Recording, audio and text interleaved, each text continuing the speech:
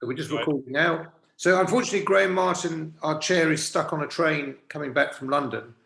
He was going to do the first item, which is feedback from our steering group away day workshop that we had about a month ago. So we decided we'd postpone that rather than just try and do it, sort of wing it. We'll postpone that to the next meeting because there's some quite useful stuff that we covered that we wanted to share with members over, you know, how we organise ourselves and how we engage with member groups as well. So I think it's better to do that properly with Graham here. So in which case we'll just zip straight to the second item, which is actually one of the things that came out of the our away day, which is looking at sort of big events to work with members and member groups over the course of 2023. And hopefully Christian is going to talk about that right away. Yeah, lovely. So I'm hoping this section will last about 15 to 20 minutes or so, but we're really keen to hear your views. So I'm just going to give you a quick sort of 5-minute roundup of what we're trying to do, and then we're going to break up into breakout rooms to kind of get views, and hopefully we'll get quick feedback from each of those groups. But let me share screen because I prepared some slides very quickly earlier on. Hopefully that's coming up. Is that? Here we go. Oh, is that working? There we go. Lovely. Okay, so good evening, everybody. And we like Adam said, we had our away day, and we just reminded ourselves as to what our main vision or aim was. What's the purpose of Wiltshire Climate Alliance? And so we're an umbrella organisation for groups and individuals to work together to promote action on climate and ecological emergency. So that's what we're about. But this main bit is about working together and being stronger together. And that's how we were born. We had a demonstration about 3 years ago, and Wiltshire Council started to feel our presence. And this is what this is all about. But it's also about helping each other out. So at our away day, we said, well, how are we going to meet that aim? What kind of things are we going to do? And we decided that we're going to try and hold 3 events. Okay, so the first one of those is going to be a members workshop, which is what I'm going to ask you questions about in a minute, and a social evening. So what we're talking about here is getting let's say 3 or 4 members of each group, so be it kind of Salisbury Transition City or Climate Friendly Bradford-on-Avon or whatever, all those groups to send 2 or 3 or 4 delegates to the meeting, and anybody else who wants to come, to be honest, any other members who want to come, to have a workshop. And that's going to, I'll talk about that in a minute. Then we're going to have an anniversary rally like we have had for the last few years, make a lot of noise outside the council offices, and then also ask some specific questions. And we need to decide exactly what areas that will be, but active travel will certainly be one of the questions that we'll be talking about, because they've been pretty useless at progressing any of that or getting money, etc. that is available. And then later on in the year, somewhere around September, we're looking to have a big event. So an event that will be noticed by MPs, by the council, by general public will be able to come to it. We're not quite sure what that's going to look like yet, but that's the aim. So we're looking to have these main 3 events that makes the most of us being together and bringing all the groups together. So the aim is to bring people together and groups together to an event that they will find useful. And this is what I want to hear from people today, is what would you find useful at a workshop for yourselves at the moment? We'll empower groups and members to have greater influence in the community when dealing with Wiltshire Council and MPs to bring about change. Stronger together, again, so that's ability to influence more by being together with a joint voice. Perhaps ask groups to do certain tasks. So maybe we finish up coming out of that workshop with several of those groups doing things together to try and bring about change. aim to encourage more action, and suggest that each group comes to the workshop with several people, and it's about regrouping. Okay, so what am I saying? Aim to attend. Yes, so it's about kind of aiming to be attended by as many member groups as possible. It's about meeting in person with a social event. We will still stream it, I think, and have probably a Zoom element to it, but ideally people meet in person. Suggested theme might be, and this is again what I want to hear in those breakout rooms, is to kind of, well, what should the main theme of the workshop be? Is it about the broadening our reach and influence? So about, you know, we sometimes have a tendency of talking to the converted, and it's about making it broader. Should that be one of the themes? Should it be more about how do we support each other, how we work together, and so on? So I'm quite keen to hear what people think. MPs and councillors, for this particular workshop, this is the one at the end of January, early February. We're not inviting MPs, not inviting councillors. It's us supporting each other and working together. Aiming to bring people and groups together to an event which they find useful, and likely to be in South Wiltshire. We tend to move around a bit, and so this one might be in South Wiltshire, possibly because I live down here and I kind of know the area here. But again, let's have a look. It could be the Langford Lakes, the beautiful area owned by Wiltshire Wildlife. It could be the Guildhall in Salisbury, or it could be a bit of fun at the Salisbury Arts Centre. So I'm talking to them all to see costs and so on. So enough of that. Any questions before I move on? And then we're going to have a quick breakout session when we're going to ask people, sort of 7 or 8 or something like that in each group, just to ask these questions around, is influence, so the broadening our reach, the right theme, or should it be something else? Totally not wedded to that idea. Okay, so it's just an example theme.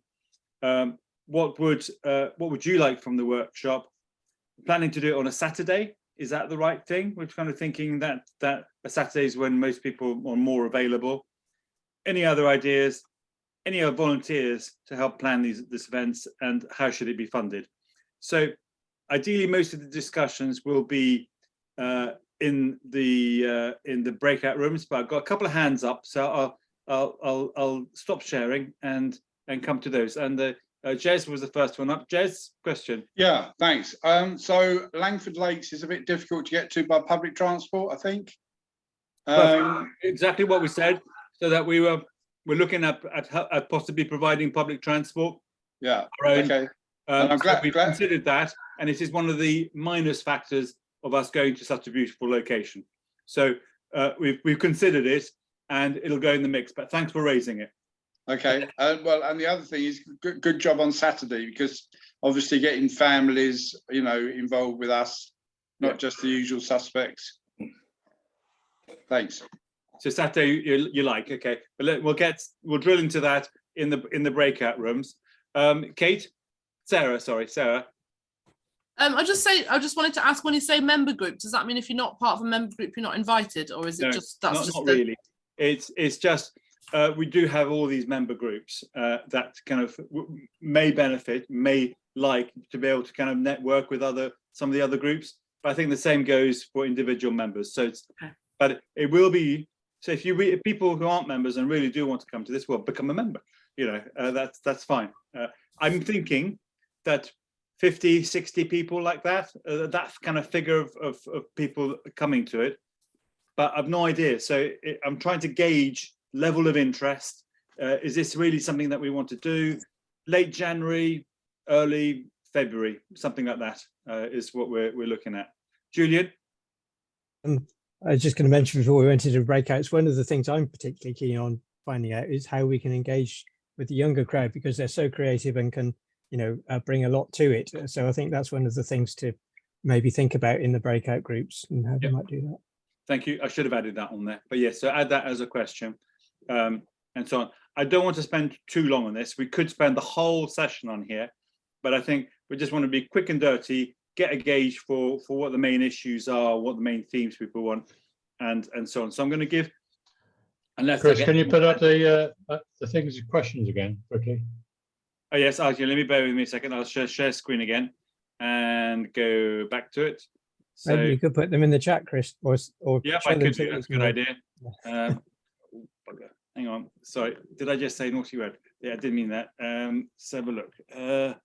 Let me go back to the slide, and I'll try and copy and paste that and put it in the chat. So chat. That naughty word was tame. What was it? Hang on. Where's my chat gone to? It's there. Okay, and I want it to everybody, everyone in the meeting. Paste. Okay, hopefully that's come through. So you got that coming through. So, and I think sort of about 6 or 7 in each group. That sound about all right. I think so. So that'll be recreate all rooms, and we're going to have 4 rooms. If someone could just allocate themselves, just so they can give a really bullet point and very, very quick feedback at the end of the session. So we, I need to change it from 2 minutes to 10 as well, because that's no good. Okay. Okay, I'll see you in a bit, in about 10 minutes. I'll dip in and out of those rooms to listen to what people say. See you in a bit.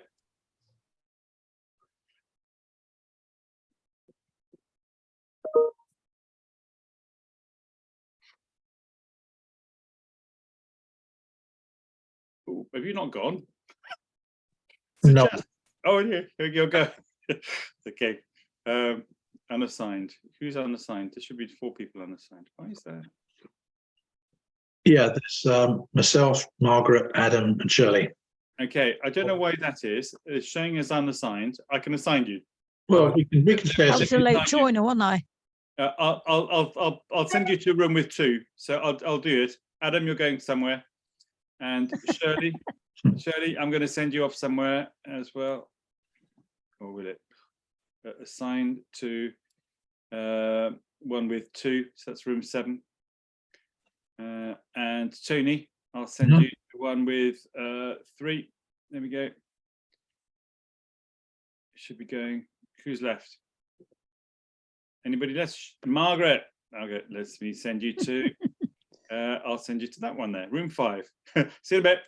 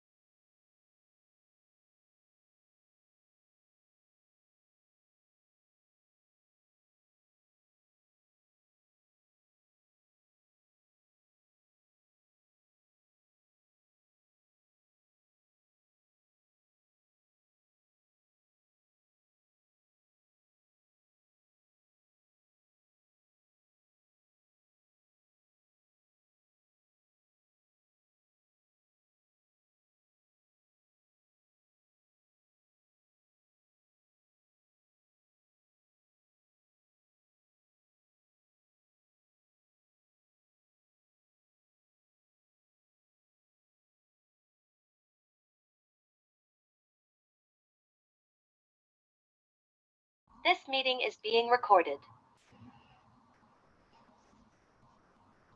Cool. Oh, I'm unmuted. How are we doing? Look at that, we've got more people than we had earlier on. Oh, no, we haven't got 25. There we go. Right. That was a bit quick, maybe a little bit too quick. But I'm going to ask for people just to give me a little quick bit of feedback. I'm not sure if you remember which room numbers you went to, but never mind. So someone from room number 1, just give us a quick outline of kind of things that you would like to see at the workshop. Anybody? Well, we didn't get very far, Christian, but we did think we were a good influencer. Maybe that should be the thing, but also we needed some actions from any sort of workshop. And maybe the event that you were going to do in Salisbury, which had to be cancelled, maybe that could be sort of used as sort of piggybacking on to some extent. I know it's our own internal members, but I'm sure you had lots of ideas there. I'm sorry it had to be cancelled. So yeah, we didn't get very far though, to be honest. Okay, well, thank you for that. Anybody else kind of watch the themes be? Adam, you got your hand up? Yeah, so we, in terms of what the content would be, we thought that it's rather like we had at our strategy away day, actually, sort of there'd be 3 headings. 1, how WCA as a whole can influence Wiltshire Council better. 2, what members and member groups want from WCA in terms of what we provide to them. And the 3rd one is how member groups can work better together through the vehicle of WCA and get better sort of leverage from each other. We thought those would be useful topics. In terms of logistics, Saturday was fine. Bit of a concern about Salisbury being a long way to travel from the north. But we talked, you know, if it was public transport or lift share, it probably wouldn't be the end of the world if we coordinated together. Funding, we thought that the fairest way would be to work out what it costs and then say it's a per delegate fee. And so like a group, like say Portia was going to send two delegates, we'd fund that out of our bank account. I think that's perfectly fair. We did talk about if people really want to come, but that found that fee too much, maybe there would be an arrangement that WCA could fund it. But rather than WCA paying for it all, I think it's fairer to make it a per delegate sort of cost. Youth, a bit tricky because if it's member groups, it's who you've got in your member group. So if people have got young people in their member groups, they want to send along, fantastic. But if you haven't, a bit hard to conjure them out of the air in the next couple of months. It could be that we try and get the youth group itself to get people, our own youth group, to get people coming on. Sure, we did say that, yes. So that would be one way of doing that. Cool. Julian? Yeah, I'll just try and read my notes quickly. So influence, we're talking about publican councillors and getting more public to influence their councillors and MPs. And we were talking about having positive messages because we thought that would be more well received. We need to collect evidence at the workshop of public interest, or at the later events at least, of public interest. We thought it would be good for people to share actions that got results, and possibly any things that didn't work, so that we don't keep trying the same things that don't work. Saturday or Sunday, again, people were happy with, although with the social event, Saturday would probably be better. Then we thought it would be good to try and incorporate the link with social justice to try and broaden the appeal a little bit like the Friends of the Earth campaign is doing on energy and social justice, fuel poverty and so forth. Sorry,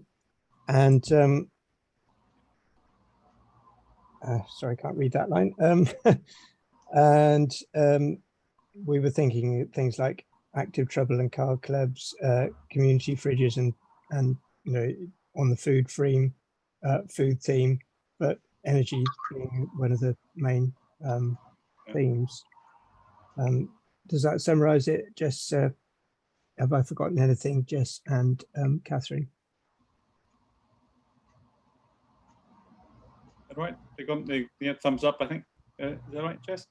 Yeah. Then Tony, over to you. Okay, thanks. So I think there is perhaps for some of the members, perhaps more information about climate change, particularly about how people can talk with others who are perhaps less engaged with it. So give them confidence, about some of the issues and how they can be addressed. I think there's a very strong feeling that I like that. And I think some of that could be around, we were looking at how we can help people influence others. And some of this might be around, well, how do you help people with the argument? How do you help people have that discussion with those who are a bit denial or think it's all too late or whatever? So a classic kind of go through. So that could be something that we could work on to develop as a session of, anyway, I hope, I don't know, is that what you meant? Or yeah, okay. Yeah, I think so. And so I think there's some way of sort of, really trying to understand what shared goals we have.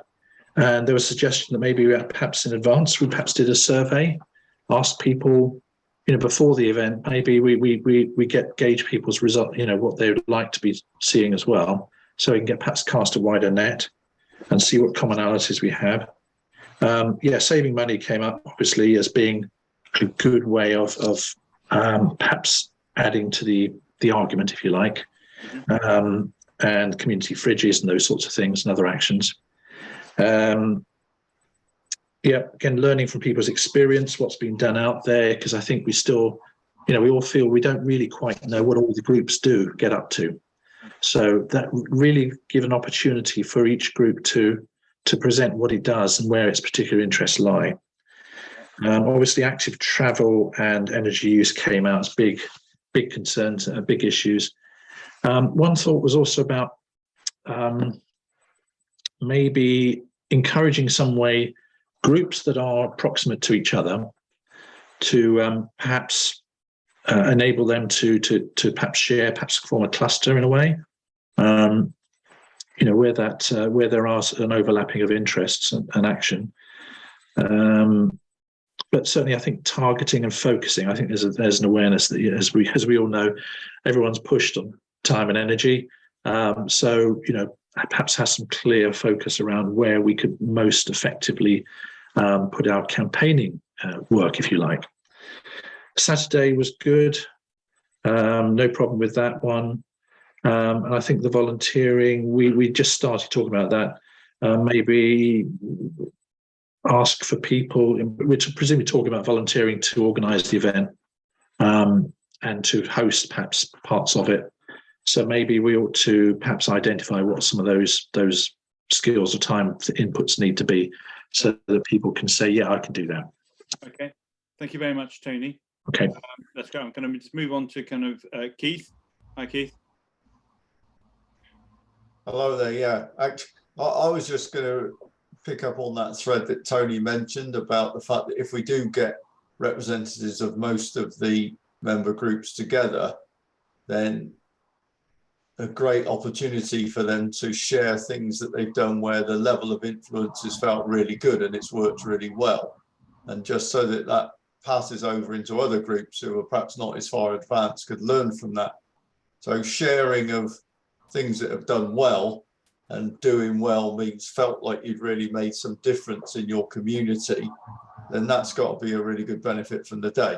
Because my observation is that's perhaps something that we don't do that well when we come together in these shorter Zoom meetings, is actually share between the groups really good examples of things that have worked, and also probably sharing things that haven't worked. Share some of your failures as well. Don't bother doing this because you just waste a load of time. So that was the thing I really wanted to reiterate. From our group, I think, Claire, did you have a few things that you noted down because you have been a bit more organised than me? Oh, right, yes, yeah. Well, the main thing is what you said, Keith, I think, which was our group was quite practical. So we didn't even get onto the Saturday or being suitable or not. It was just about what we wanted to get out of it, really. And so we were really looking at it from the point of view of of learning to do things that people want to know about, as opposed to what we want to tell them about. So we discussed things that we could do and learn how to do, such as use thermal imaging cameras, have that sort of event. I think somebody else has done it, so we want to know how they did it and did it work, that sort of thing. Think about where we can put our limited resources, and I suppose that's money and time and so on. Perhaps have a template for an event, so we're not all reinventing the wheel every time we do something. And we got on to talking about sort of transport issues and whether we're really encouraging people to lobby, or we're encouraging people to do other things. You know, where do we put our energy? Where do we put it towards lobbying Wiltshire Council and MPs again and again and again, or do we do something else? So I think that was about it, wasn't it, Keith? Do you think? Yeah, that's right. I think I did raise that a little bit as well. The fact that quite often when we're in a sort of lobbying and advocacy mode, trying to drive change, because there's a sort of shared group at the WCA, we're not happy with something, not enough's happening, not enough's being done, you're doing the wrong things. It seems to me, one observation is we always end up, the actions are, let's try and influence Wiltshire Council, or let's try and influence our MP. Those seem to be the two primary things that the group does. And I guess I was raising the question that if the day is about influence, are there groups and organisations within the broad geographic region of Wiltshire where interacting with those might bring about more change than perhaps knocking our head against trying to change Wiltshire Council and MP's sort of political views? Just before I came on, I seen yet another email back to me from Julian Gray saying, you know, Keith, thanks for your note about fracking, which I wrote when I was in a mad anti-fracking mode. And actually, the time he's written back, fracking's turned around anyway. But whether that was any use of my time and resources, I'm not sure. Anyway, that was it. I'll stop now. Yeah, thank you very much, Keith, and thank you very much, everybody.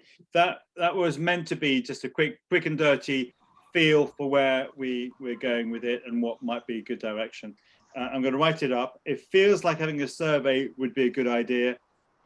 One, to identify those who would be taking part, and secondly, those who got good and effective practice or good ideas to share with others and be willing to share that knowledge at that type of workshop. So I think that's probably the next step. Sorry, Christian, sorry, we didn't report back yet. Oh, go on, who's that? Yeah, Shirley, go on then. Yeah. Very quickly, we endorse the steering group's idea that it should be about reach and influence and capacity to influence.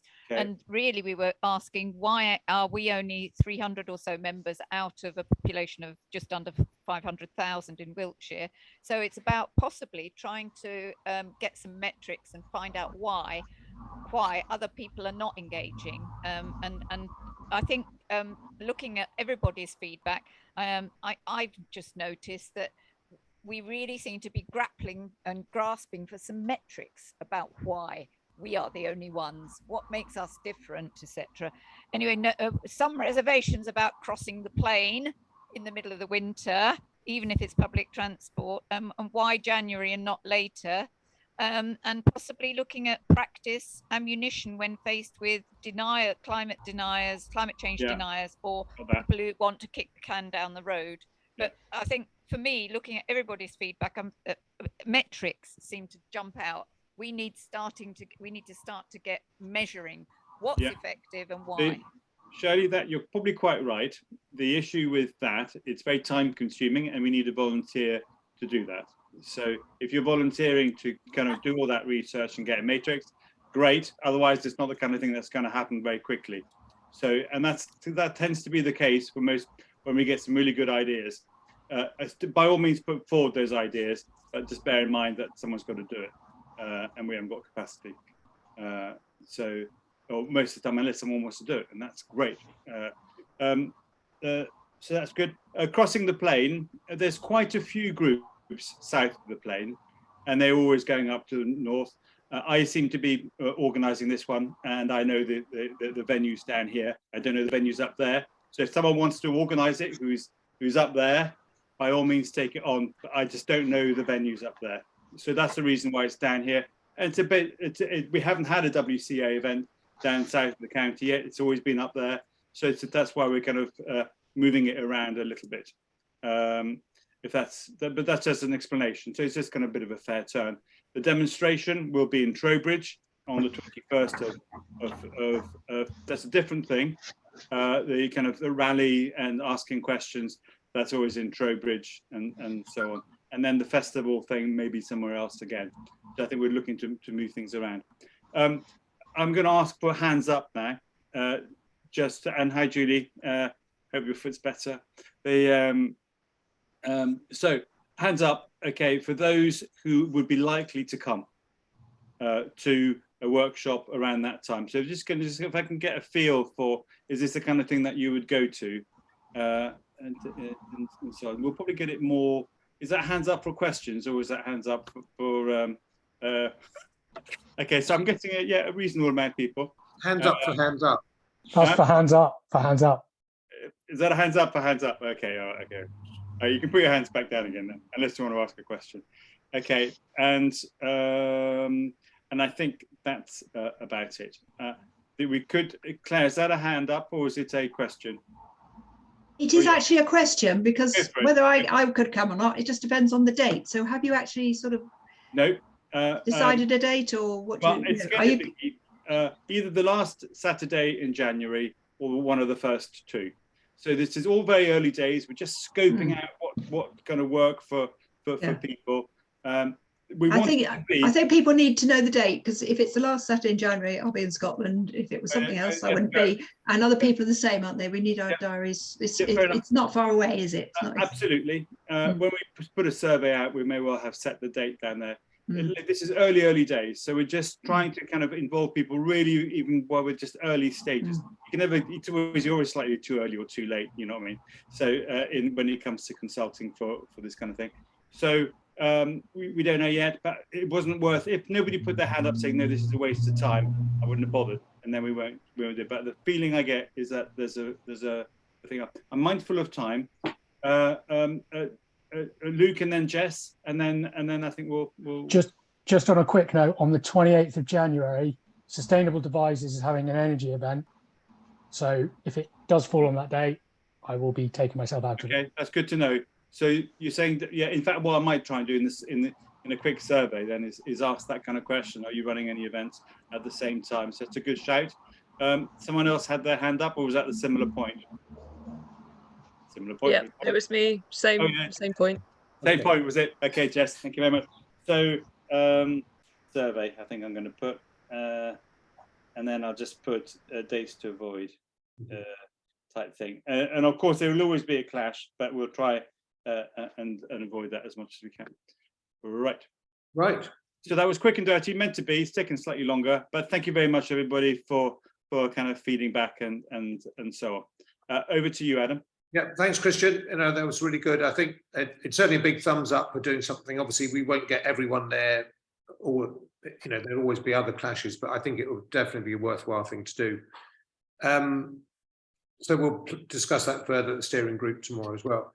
So the next two items are me. I mean, I'm actually going to take them together because they do overlap quite a bit. I mean, it's down as press and communications and national energy policy. So let me just give you a bit of context around that. Again, it's something we talked about at our away day. So it doesn't need me to say this, but sort of environmental policy has been a little bit confused of late at national level. Some more U-turns than we could possibly count. And we sort of seem to be backtracking now to sort of the position we were in pre-Liz Truss, which is not as bad as it looked like it was going to be under Liz Truss, but certainly wasn't very good. In fact, I heard Lord Debden, the chair of the Climate Change Committee on PM this evening, saying that the delivery by this government was appalling in terms of climate change, and he is a Tory peer, so it's not particularly good. The other bit of context is that Sunak's going on about the manifesto and manifesto commitments. Well, one of the manifesto commitments, which interestingly Bridget Wayman tweeted about, was that this this government, in their manifesto for 2019, pledged to be the most ambitious, to deliver the most ambitious environmental programme of any country on earth. Those words were in their manifesto. So we have an interesting situation going on where there's a lot of rhetoric and very little delivery. We also have potentially an election coming in the next 18 months or so. James Gray, my MP, thinks it's going to be May 24. So before the final date, which would be December, they wouldn't want to get boxed into that. So the lead into that is not very far. And the other aspect is that whenever we talk to Wiltshire Council, the pushback we get is, well, we'd love to do something, but national policy doesn't allow us. And we've heard that ever since we started. But I think in the current context, it's even more profound. And in fact, one of the reasons for the delay to the local plan, which would have been something that potentially would include a lot of the policies that Wiltshire Council would be implemented, that's been delayed because the guidance from central government is so poor, not just on environmental things, but sort of in general. So what we were talking about was, while our main focus obviously is Wiltshire Council, businesses and community within Wiltshire, we do need to be speaking out more on national policies to basically call out these inconsistencies and problems and lack of delivery. And the reason for doing that is not because we've got any pretenses that we've got an influential voice at a national level, but more to be raising the profile within local media, with local opinion formers, with local MPs and so on, in the run up to that next election, so that as far as we can make it happen, there is more of a debate going on around what policies do we want to see at national level when it comes to a next election. And without getting party political on this, which candidates would be the right people to vote for, candidates and parties would be the right people to vote for to deliver those policies. And where we have been quite successful, I think, like in the local council elections last time, we had that leaders debate. Did it make a difference? At least it made them sort of think about environmental policy. And individual groups have got together, for instance, around the last election, to run hustings events and so on. And I think we need to be starting to think as a group around that sort of approach to the forthcoming election, because it could well be Sunak. If Sunak doesn't get his act together, this government is not as strong and stable as they would like to think they are. So that's the sort of context. So what we're talking about is really gearing up our policy publicity campaigns. So we're talking about having a sort of policy papers on key items of national policy, and that was the sort of the energy bit, but it's not just about energy. So it's things like, on solar farms, and Sophy will be talking in a moment about that particular issue as in relation to national policy on solar. Onshore wind, Sunak's now reinstated the ban that was the one good thing that Liz Truss said she was going to do, or Rees-Mogg said he was going to do, which was lift that ban. That's now being reinstated. The whole issue about energy efficiency, retrofit, new build homes, sustainable development and so on, massive issue. The land use thing, so this environmental land management, paying farmers for conservation and biodiversity, that was thrown up in the air by Liz Truss, still not clear where that's going now. The whole smart grid and grid resilience, transport, obviously, basically all the things that are covered by our topic groups, is having a clear point of view on those things, and then finding opportunities to get that point across at much more so, in a much more high profile way than we do now. So developing the point of views isn't difficult, because there are, a lot of that stuff is there off the shelf. We just need to keep it current.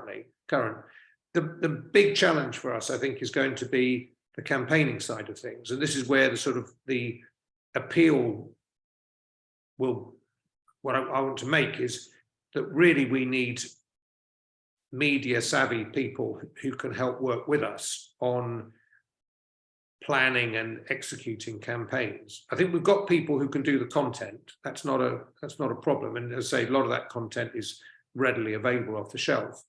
The big challenge is identifying sort of the target audiences, planning the campaigns and executing the campaigns, and getting in front of the right media people. And we do actually have a reasonable profile with media. I mean, we've got contacts with BBC and local newspapers and so on, and we actually get inquiries reasonably frequently from journalists and stuff saying, what's the WCA point of view on this? Which is great, but I think we could do that an awful lot more, and we could be a lot more proactive around it. So that's where we're thinking we would like to be going now. So that the first question really to throw out is, is there anyone either on the call now or people in your own groups who would have that sort of media experience and would be willing to work with us on that. The second one is that anyone who would like to be involved in doing that, working on it. But the point there is it's got to be, and this is not a criticism of anyone, it's got to be people who are going to say, I will do that, I will run a campaign on X, Y, Z. So I'm not asking you to put your hand up now and say, I'd like to be involved. Just have a think about that. If that's something you really feel passionately about and are prepared to do it, then let me know. And then we want to sort of start planning this sort of pretty much right away. So, and particularly as we get into next year, we're very active and very visible on these topics. That's essentially what I was wanting to say. But I was going to give a specific example of the issue and drill down a bit more detail. So we've got Sophy Wissenthal, who many of you have seen before and know as a well, you can introduce yourself, Sophy, but someone very involved in the whole sort of solar industry and can bring us up to date on what's actually going on in terms of solar farm policy. So over to you, Sophy. Thanks very much, Adam. Yeah, so I'm Sophy Wissenthal. I have my own communications consultancy, and I work with a lot of renewable energy developers. And particularly in solar, but also in wind all across the country. And for those of you who don't know me, I've lived in Wiltshire for the last 17 years and been part of the sort of local climate change scene for almost as long. Adam, I did have a few slides that I pulled together. Can I share those? I'm sure you can. Can you try now? Yeah. Oh, hang on, here we go. I'll let it hang up. Just press the button. Try again. Share screen.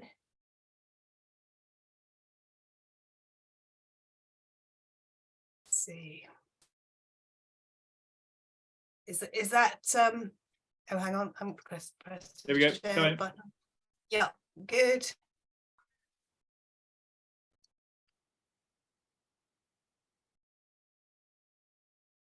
Hold on. Yeah, okay, can everyone see that? It's being a bit slow. I think it'll come. So in terms of solar, can everyone see that now? Yep. Yeah. So in terms of government policy towards solar, I mean, we've the latest business during Liz Truss's short-lived tenure was a proposal to effectively ban solar farms in the whole country by reallocating the grade of land from the best and most versatile land, which is technically prohibited at the moment from solar farm development to include grade 3B land as well as grade 3A land. Most solar farms are developed on and built on grade 3B land, which is considered moderate quality. And this is a sort of mistaken belief. This emanates from a mistaken belief that solar farms are a threat to food security, which obviously has come to the fore with the war in Ukraine, as has energy security. So although the policy, well, we know that Liz Truss wanted to do it, her Environment Secretary wanted to do it. We don't really know what the new government under Alok Sharma is going to do about it, but he hasn't said anything about it. He came out with a very positive statement today in favour of renewables and generally, so we hope that it's gone away. But the very fact that that it's been talked about makes the discussion difficult, particularly when you're dealing with certain types of councillors, members of parliament who are intrinsically anti-solar for other reasons, and it helps to sort of fuel the anti-solar sentiment. But the facts are that actually the biggest threat to food security is climate change, and that's just, we're not making that up. There is a fairly recent report from DEFRA that actually identified climate change as being the biggest threat to food security and also the biggest threat to the supply of best and most versatile land in the country. Obviously, solar power is cutting carbon emissions and making a positive contribution to tackling climate change. And we don't build solar farms on most productive land. Most farmers wouldn't want to do that because you know, they can generate a good income from you know, growing crops on their most productive land. The other important thing to remember is that it's a temporary use of land which can easily be returned to food production. And actually, if you are worried about food security in this country, the much more effective thing that you could do is start to tackle food waste. And there was a report that came out earlier this week that showed that on farms we waste 3 million tons of food a year, and that is equivalent to the land, that a piece of land that is half the size of Wales.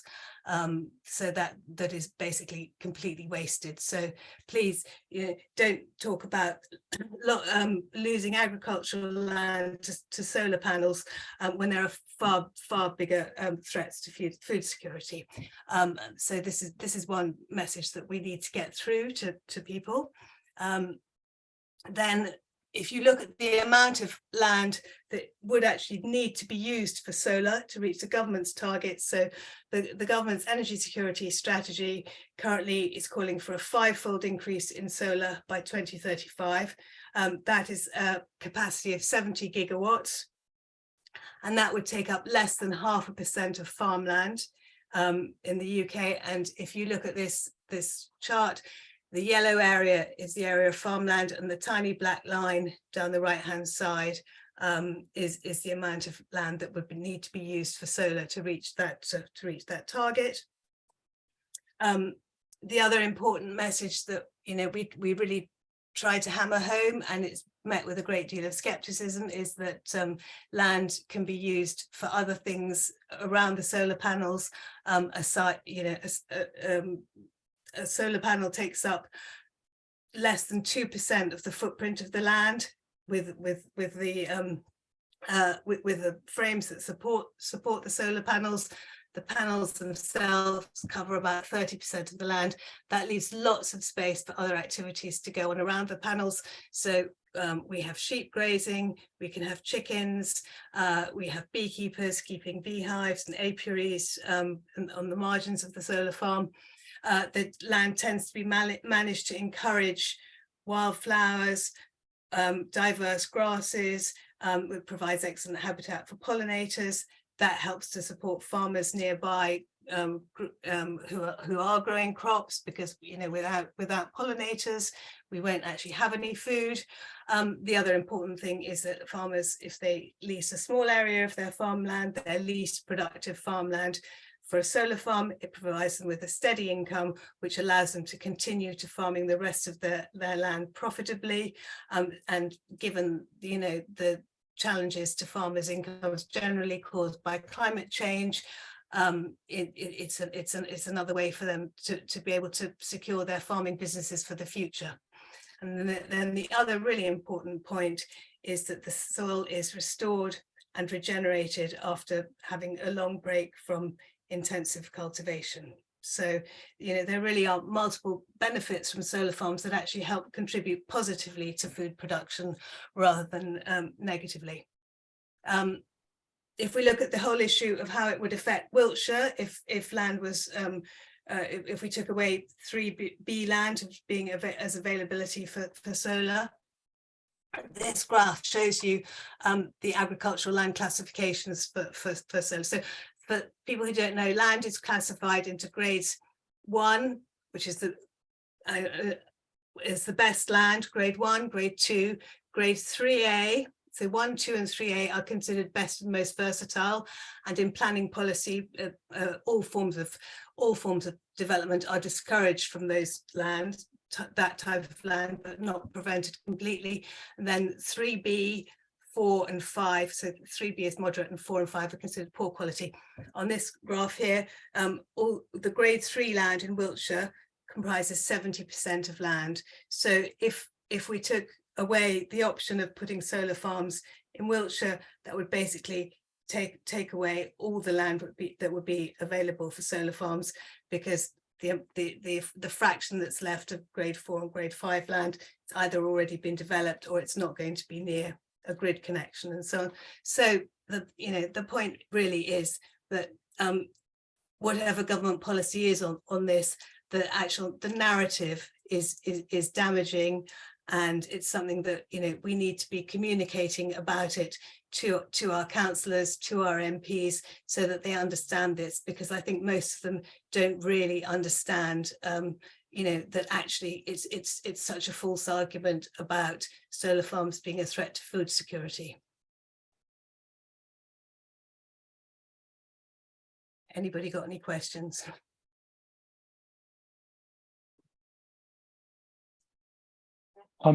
Thank you, Sophie. I'll do you want to stop? Unshare. Unshare, then we can see people. Quick question, if I may. Yeah. Okay, Tony. You go. Thanks. Sophie, I'm just. Do you get developers involved in actually using multiple roofs rather than onto the land itself? I'm very conscious near Chippenham. They've had enormous, well, over lots of places, but Chippenham just built some enormous sheds up by the motorway junction, and I'm pretty sure there aren't any PV panels on the roofs there, and yet they must be covering a couple of acres. Yeah, absolutely, and we should be putting solar panels on every rooftop, and we should have legislation that mandates that every new building has solar panels put on the roof. And I do work with another community energy organisation called the Big Solar Co-op, which is looking to put solar panels on the roofs of commercial buildings across the UK, and it is currently got a share offer open if anyone wants to invest in it, because absolutely we should definitely be putting solar on all rooftops as well.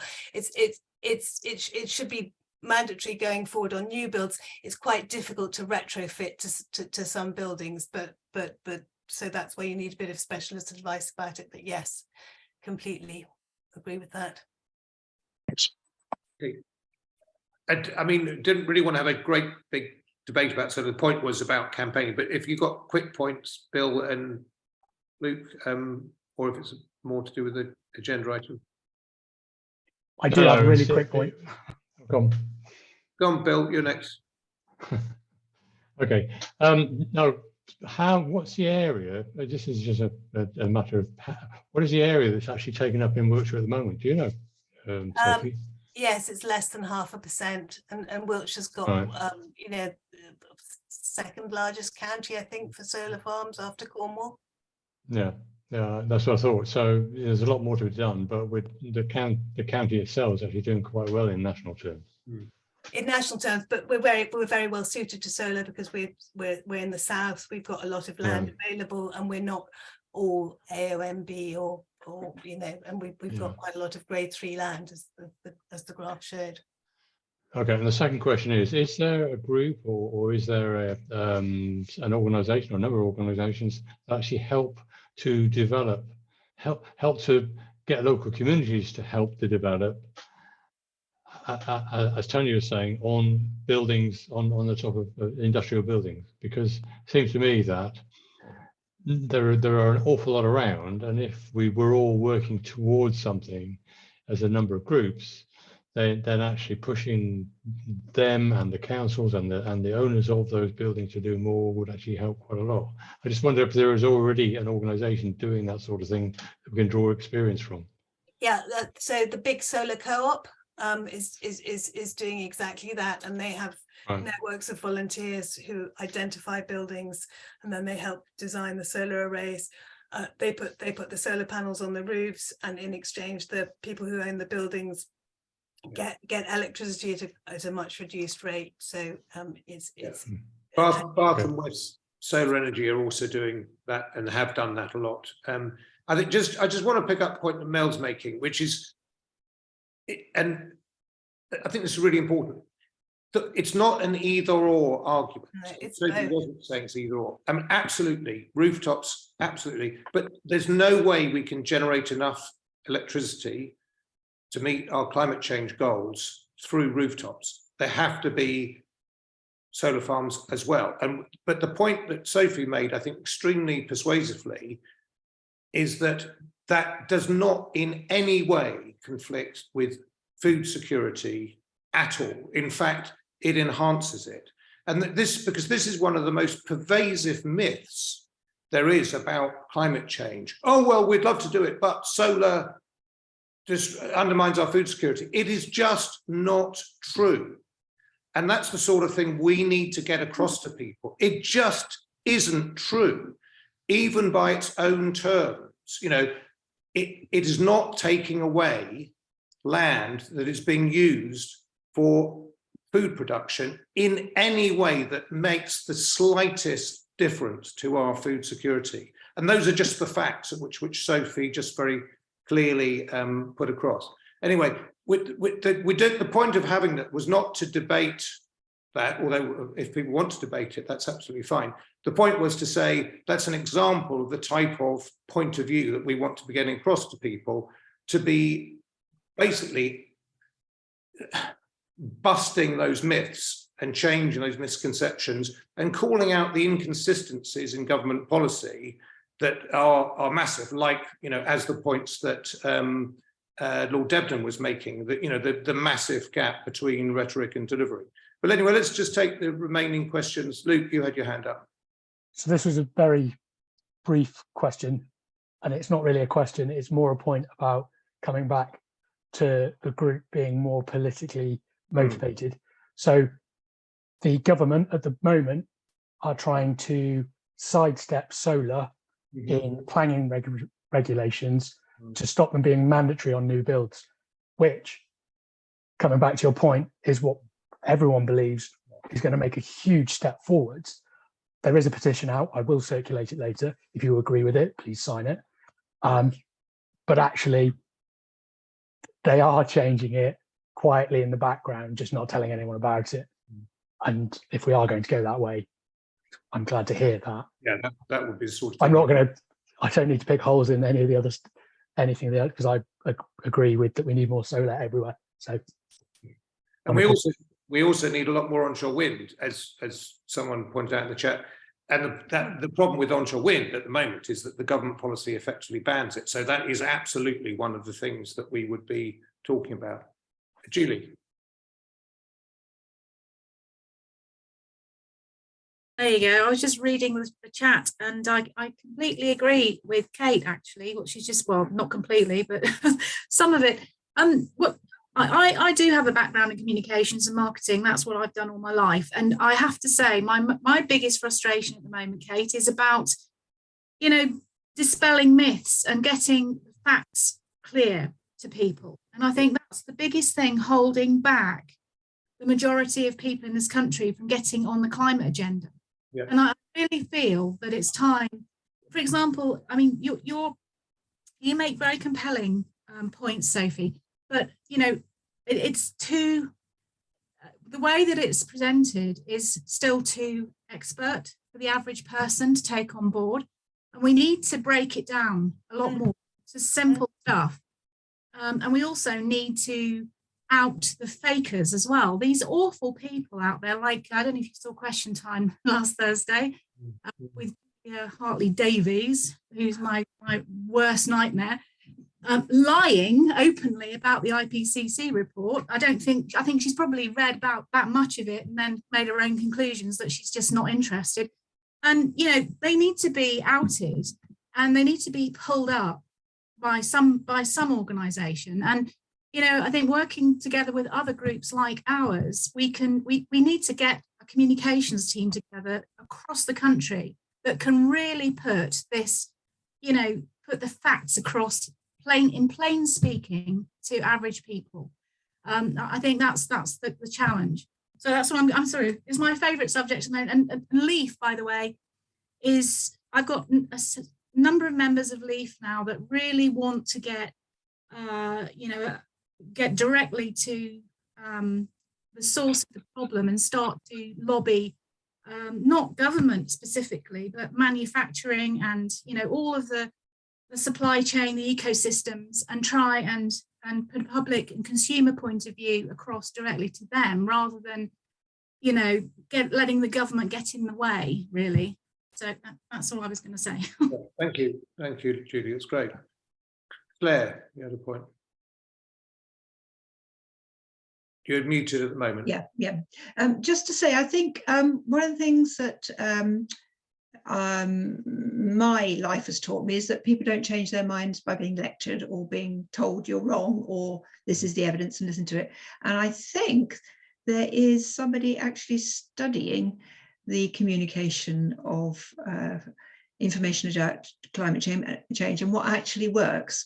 So I think we need to be aware of that, because people do not change their minds or get involved because they're lectured or put in a corner and told they're wrong and this is the fact. It just doesn't work for people. People need to start from where they're at. Like, you know, why is my pond hotter than it was before? Or why is my daughter coming home from school worried about this? Or that's how people work. They don't work by being lectured. That's all I've got to say. I mean, it sort of depends who we're aiming the thing at, I suppose.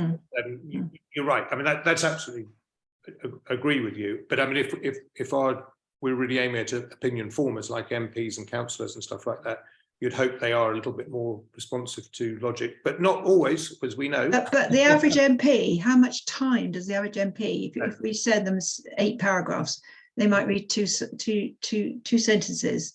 You know, the average MP is bombarded with stuff. So getting their ear or getting their attention, they care about what their voters are going to vote for. They don't want to read through our reams of stuff about how we're right and they're wrong. That's not how MPs work. They weigh and measure their post bags, don't they? Eric, yeah. Oh, hello. I'm actually a Wiltshire councillor, and I was elected in 2021. And frankly, my pitch, if you like, to the electorate was about climate change and about how I didn't think that the Wiltshire Council were actually getting on with the job. And the point I always make to people is the problem is people talk about it as a cost and what we should be looking at as an opportunity. And once you get, you know, you can understand that mentally people are struggling because they feel like they can't do anything about the environment. They feel like it's doom and gloom and end of story, you know, and they want to just turn their heads away from it. And what I'm trying to do is to repitch it in the sense that it's an opportunity. And what I do is when I pitch it at Conservatives, I pitch it as, you know, you perceive yourself as the you know, the party that of rational and, you know, economic good management. Why are you not picking up with this and running with it? Because had we done so 30 years ago, we would be world leaders. We wouldn't have energy security issues and so on. So I'm on the Environment Select Committee, and I make the case constantly over wind farms and so on, and that we need to be planning ahead. And unfortunately, within the Green Blue strategy, there is no mention of wind power at all. And I'm constantly banging on about this. And in fact, the leader of the council is actually the cabinet member for climate change. So what I would encourage everybody to do is to get on and talk to your local councillor, particularly if they are Conservative, and bang on about the things that concern you about what they are not doing. No, thank you. And local councillors are a key target for this. We need to move on because we're running a bit late. Tony, is it really important to this? Just a very quick one. I think maybe for the members' meeting, we could have a focus group around effective campaigning but also about very positive campaigning. I think following on from Derek's point, is actually saying, look, what are the benefits? It's not just about making things less worse. We actually could make things better in many ways. It's singing a better song. It's telling a better story. And I think there's a lot of work going on around in all sorts of areas around the world around actually generating better narratives about the future and how we can address these things. And it's not all about sort of negative doom and gloom. Yeah, good point. Okay, let's move on to the next agenda item, which is climate change. Follows on very neatly from that, climate change at town and parish council level, which Cate is going to lead us through. If you're there, Cate. I am, thank you. Can I share my screen? Do I have permission? Yep. Okay. Right, can you all see that? Yep. Excellent. So I'd like to talk to you about local councils. And we've been talking a lot about Wiltshire Council and our frustrations of getting through. Well, when we start to think about our town councils, our parish councils, they're a lot easier to directly affect as residents.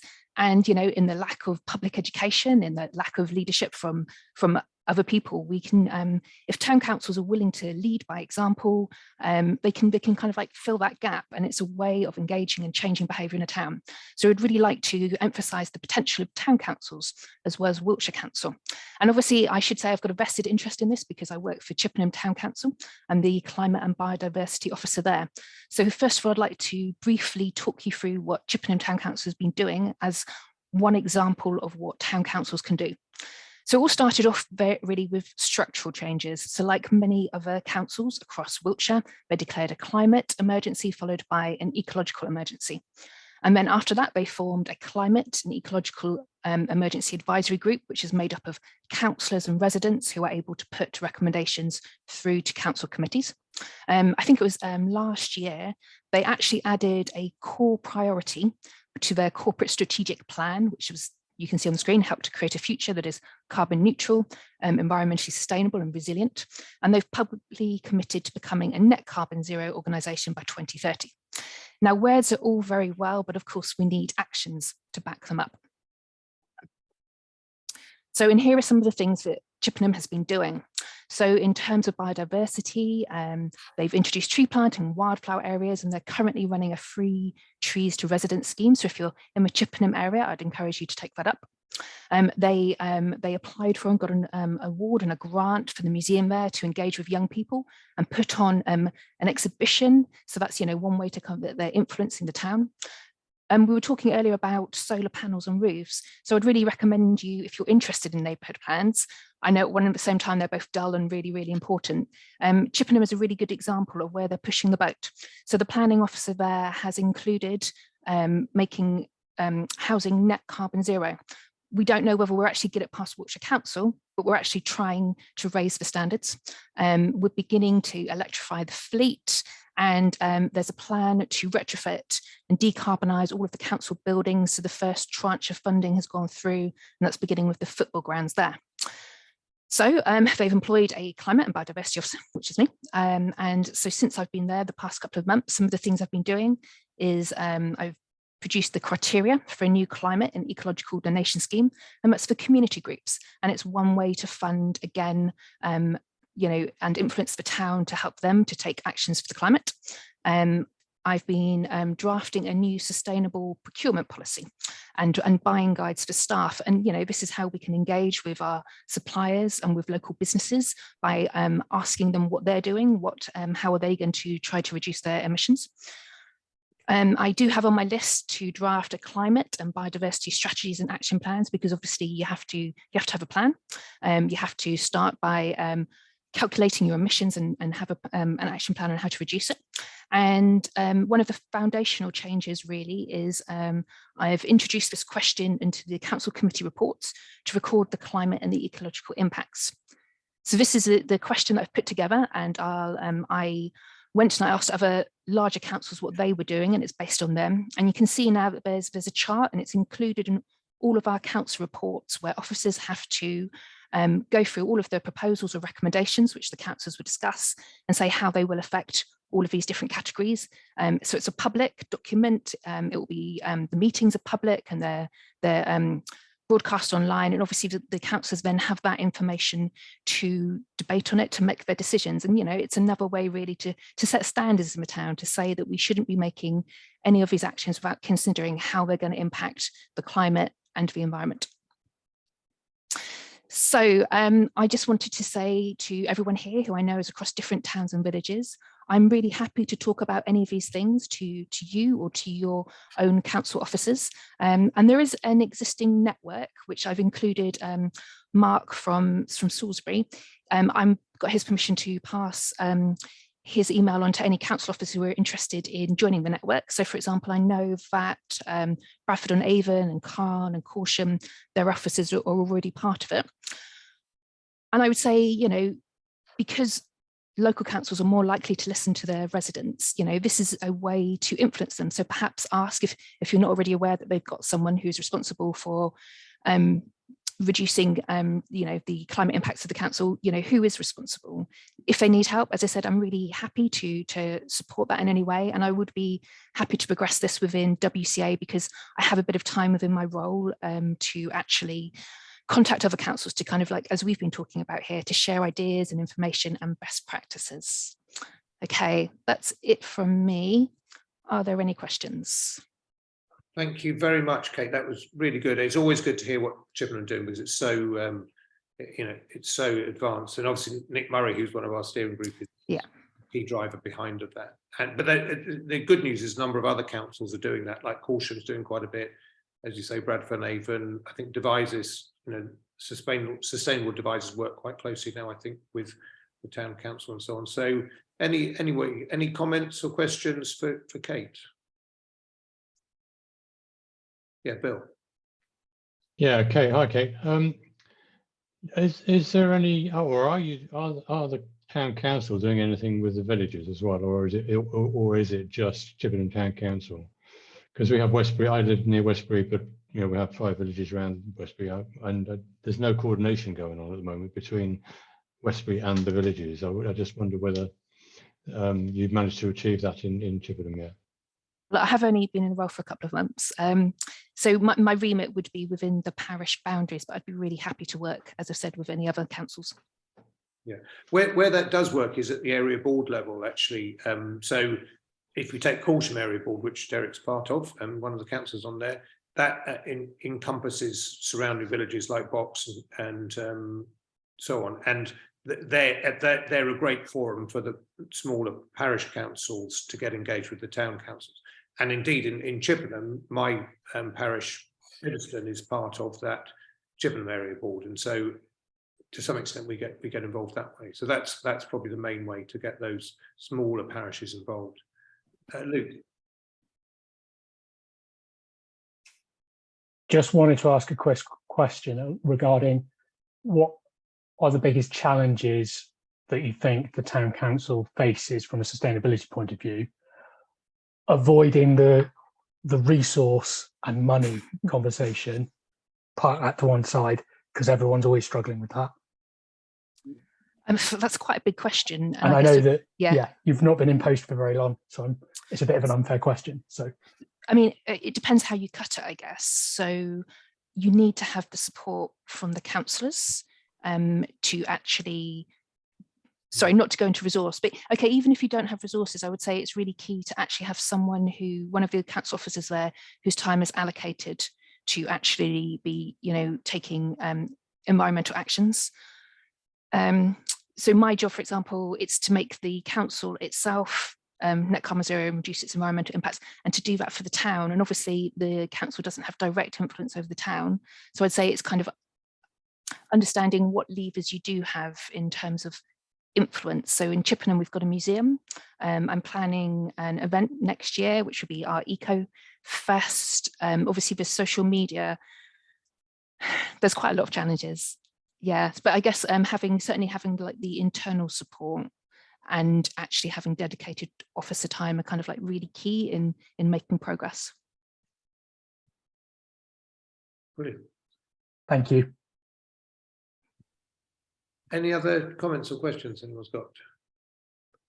No, thank you. That was brilliant, Kate. Well, please keep involved, and it'd be good to hear from you again. Okay, the final item on the agenda is just quick updates from member groups about any events that are coming up, or things you're doing, or questions you want to share with the rest of the audience. So anyone want to go? I know, Jess, you wanted to say something, so do you want to kick off? Thanks, Adam. Yes, a couple of things for Wiltshire Wildlife Trust. We're recruiting at the moment, just in case you know anybody who might be interested in any of these roles. So we're after a senior finance officer, and that's based at our office in Devizes. But we're also after some cafe staff for our Langford Lakes, beautiful location for working, and we're after cafe managers as well as kind of other staff at that cafe. So if you know anybody, please direct them to our website who might be interested in any of those roles. So the Langford Lakes Reserve is down by Salisbury, not far from Wilton. And then just an update on behalf of my work for Wiltshire Wildlife Community Energy. We're launching some or I'm delivering some Keeping Warm This Winter energy cafes in Melksham and Purton. They're targeted events that are very much trying to reach an audience that perhaps isn't online, and just trying to give simple energy advice tips, a lot around draft proofing, simple measures that people can take via working with community groups. So I'm just kind of piggybacking onto regular sessions that are taking place and trying to reach participants of those groups through children's centres, sort of drop-in sessions, lunch clubs, that kind of thing. And on that theme, hopefully you'll be aware, if you do have an interest in energy or are part of an energy group, that the Centre for Sustainable Energy has recently launched the Rural Communities Energy Support Network, which is all about trying to train up and give information to organisations and community groups and volunteers who might come across people who could benefit from some help around kind of keeping warm and giving, again, simple energy advice. So they've got information on their website about that. You can sign up, it's free to join the network. They're offering free training sessions, and there's a forum to support anybody taking part in that project. Thanks, Jess. Thanks. Claire, you're next, Salisbury. Yeah, I was just going to give a quick shout out for the land use group meeting on the Monday, the 21st of this month, when we've got Matt Johns speaking to us, and he's an environmental consultant, and he worked a lot on the green and blue infrastructure strategy. And at the moment, he's working with Salisbury on the tree canopy issues as part of the biodiversity strategy for Salisbury City Council. And there's an interactive map you can go on and log your tree and that sort of thing. So that was just a shout out for the talk he's going to give us on the 21st of November. Thanks, Claire. It sounds really good. Yeah. Julie. Hi, just back to Langford Lakes. We're having an eco-friendly Christmas market on the 26th of November as our next big event, and we've got we've actually curated a really great range of well, I guess gift ideas is the best way to put it for Christmas that aren't going to cost the planet. That's the idea. And we've also got Mrs. Claus for the children, and we've got a craft activity going on and all sorts. So if people want to come down to Langford Lakes and have a look at the cafe and see if they want a job there, then it's a good opportunity to do that. So yeah, hopefully see some of you on the 26th. That's between 10 and 3. That's all. Lovely. Thank you, Julie. Karen. Karen Simpson, yeah. Sorry, I misheard that. Thank you. So Nick Murray asked me to come along to represent Zero Chippenham. We recently took part in an area board community conference, and it was a 2-day conference with different themes. On the Friday afternoon, it was devoted to climate and environment. We had to start with, we had a number of speakers come and talk. So we had Good Energy. I spoke for Wessex Water, which I'll come back to in a minute. We had Wiltshire Wildlife Trust gave a presentation. Nick gave a presentation on Avon Needs Trees. We had a presentation on the Cycle Network Development Group, and Rooted Chippenham, who runs a community garden in Chippenham. So that was the beginning of the session, and then we had a workshop after that, which delegates were asked to answer 3 questions back to Wiltshire Council, really. So the questions were: how could the organisation support Wiltshire Council in delivering its objectives? How can Wiltshire Council support the organisations in achieving climate change and nature recovery objectives? And then what should Wiltshire Council priorities be? So that was the format of that community conference. I understood that possibly other area boards might want to duplicate that kind of structure and give it a go. So very happy to talk to anybody about that. So that was, I suppose, from a Zero Chippenham perspective, and happy to take questions on Zero Chippenham as well. We have 5 different working groups, and I'm the co-lead for the community engagement group. And then I've got on my caption that I'm also here from Wessex Water, so I need to disclose that I've also got professional interest in what's going on. And I've started a very new job. I'm new to Wessex Water myself, although I have a water background. And Wessex have launched a new project called Community Connectors, and they're piloting the project in 2 areas, Chippenham being one of them as a river community, also Bridport in Dorset as a coastal community, although that project's further behind because we haven't recruited the manager yet. Wessex want to change the way they work with communities to deliver shared outcomes, environmental and social outcomes. So it's all very new, early days. We're in a sort of project development, design and listening consultation phase at the moment. We've actually got a workshop coming up to formally launch the project a week today, actually. So if there's any people on the call local to Chippenham that would like to be involved, please let me know and I'll send you an invite. So it's a facilitated workshop where we're going to co-create the project priorities, objectives, give some shape to the direction of travel. 2023 will be the delivery phase, and then 2024 there'll be evaluation and planning the legacy. Hopeful that the project won't end. It will form the framework for repeating the same kind of approach, working with communities in other areas. There's a lot of the problems that we're obviously getting a lot of flack in the media at the moment over sewage pollution, but it's not just that. It's about water scarcity issues as well. Although weirdly, we're currently still in drought, but probably in flood as well at the moment.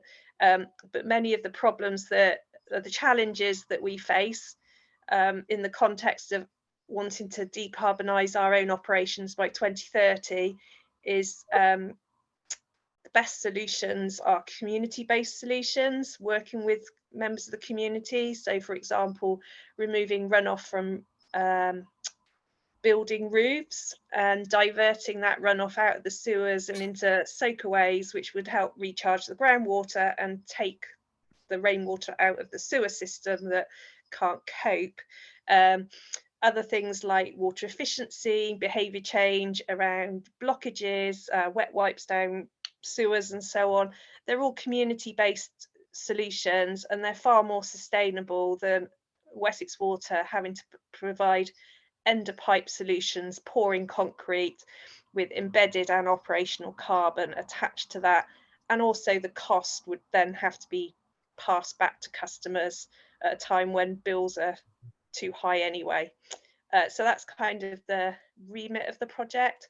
And unless there's any questions, I will finish there. Thank you. Thank you, Karen. Jill and Jimmy,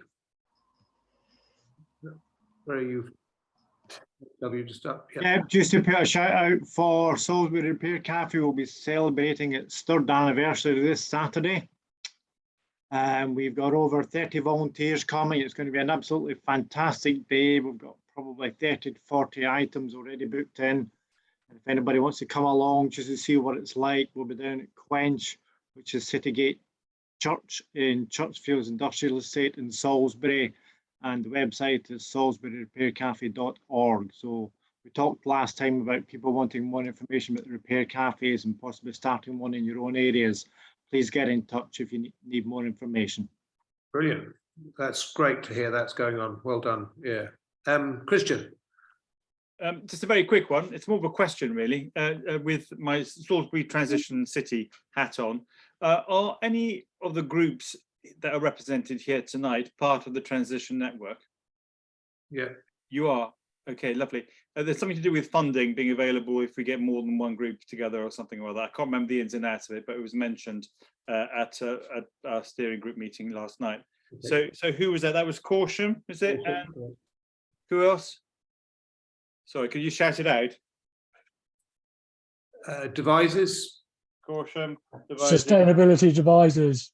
Sustainable devices. Caution devices. Yep, lovely. Thanks. I'll pass that on to the person who was asking. That was the task to ask to find out. Thank you very much, Adam. Everybody. Great. And I just had a couple of updates. Firstly, we had our energy saving event in Caution 2 weeks ago, which was really, really good. You might remember from previous updates that we've been working on a toolkit for member groups to do an event like that. So we run our own. And it was a great way of engaging with people who wouldn't normally come anywhere near anything with the climate change brand on it, including some climate deniers who were very, very interested in saving money off their bills, but not at all interested in climate change. But it was, we had probably had a higher level of public engagement in that event than we do in a lot of our events. So if you want a way of engaging with your community on issues which are going to help with climate, like reducing energy usage, there's a whole toolkit on the energy topic group section of the website that you can use. And if you want to talk to me, and I know other groups have done similar things, so it's a great idea to engage with your community. The other thing I want to mention, talking of energy group, our next energy group meeting, which is on the 15th of November, we've got a speaker from the Housing Association, which, what are they called? The name is just Selwood Housing Association. They're one of the big housing association groups in Wiltshire, talking about what they're doing to retrofit social housing tenants' properties for energy insulation and so on. So I think that will be a really interesting one, because that's a sector that really, you know, the tenants, even if they could afford it, which they can't do it themselves. So learning what social housing providers are doing is, I think, a really fascinating piece of the jigsaw. So if you're able to do that, just interested in that, just sign up at the website on register and we'll send you the link through. And finally, coming up in January in Caution, we're doing a big event about waste and recycling and zero sort of circular economy, 24th of January, but I'll put more details of that out nearer the time. That's it for me. Anyone else want to report on anything from their local groups? No? Good. Okay, I think we're done then. If anyone wants to stay and have a bit of a chat afterwards, you're welcome to do so. If you want to go, great. Thanks for everyone for coming, and see you all in December. So, thank you, everyone. All done. Thanks, Adam.